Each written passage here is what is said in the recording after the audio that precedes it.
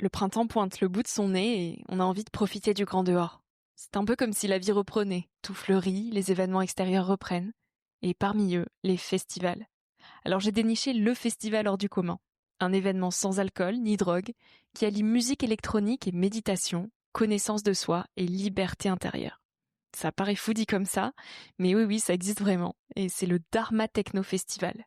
Bon, il faudra encore patienter un peu, mais tu peux déjà prendre tes billets. C'est du mercredi 20 au dimanche 24 août, en pleine campagne bourguignonne, près de Louhans. Au programme, 2 périodes de silence de 3 heures chacune par jour, 2 sessions de mouvement pour reconnecter corps et esprit, et pour finir, des soirées de danse orchestrées par des artistes. Pour toutes les informations pratiques, rendez-vous sur le site en description. Ce festival est organisé par l'association Equanimity, avec le soutien du fonds de dotation Nouveau Monde, sponsor de la 5e saison de Nouvel Œil. Merci à eux. Tout de suite, place à un nouvel épisode.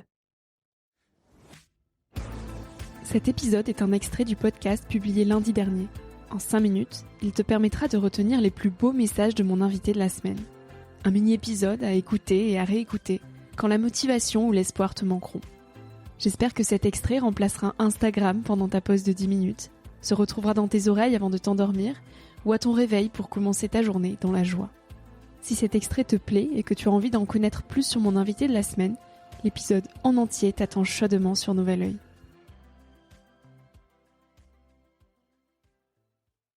Donc quand je regarde ma vie, je me dis il y a une grande part de peur qui a fait que il y a des choses que j'ai voulu mais avec un volontarisme et qui n'ont pas marché, et il y a des choses que j'ai pas voulu et qui ont été ma vie. Tu vois, donc ça rend humble de vivre. Moi, si tu veux, la chose que je voudrais pas perdre dans ma vie, c'est cette liberté.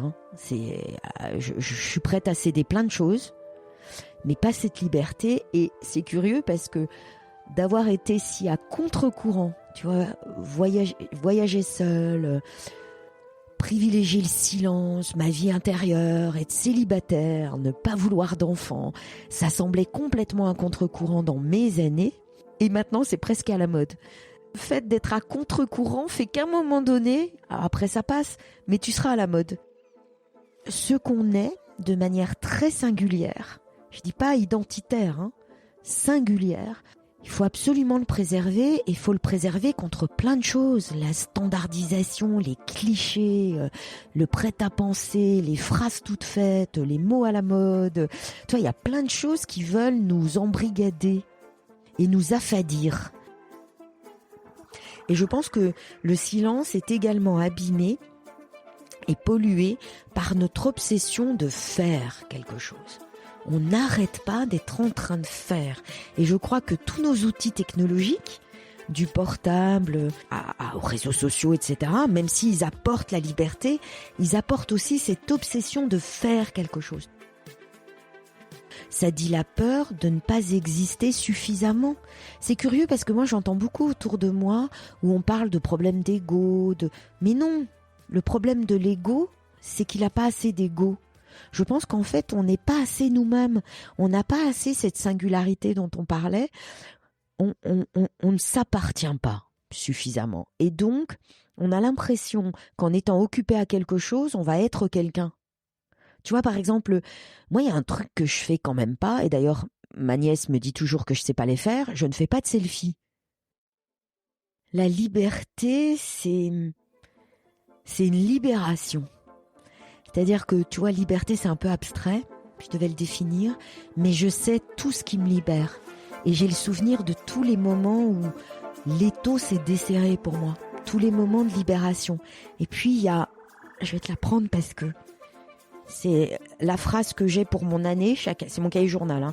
Donc chaque année, j'ai une phrase qui va me guider. Et là, c'est des paroles d'une chanson de Gainsbourg. Et c'est pour répondre à ta question, si tu veux bien. Qui ne s'est jamais laissé enchaîner ne saura jamais ce qu'est la liberté. Moi, oui, je le sais. Je suis une évadée. Si cet extrait t'a plu et que tu as envie d'en connaître plus sur mon invité de la semaine, l'épisode en entier est disponible sur Nouvel Œil. En attendant de se retrouver lundi prochain pour un nouvel épisode, tu peux me suivre au quotidien et m'écrire directement sur Instagram ou sur le site internet www.nouveloeil-podcast.com. Depuis ce site, tu pourras aussi t'abonner à ma newsletter dans laquelle je partage des inspirations et des petites choses plus personnelles qui font mon quotidien. En attendant le prochain épisode, je te souhaite de savourer la vie comme il se doit et surtout, de faire des choses folles.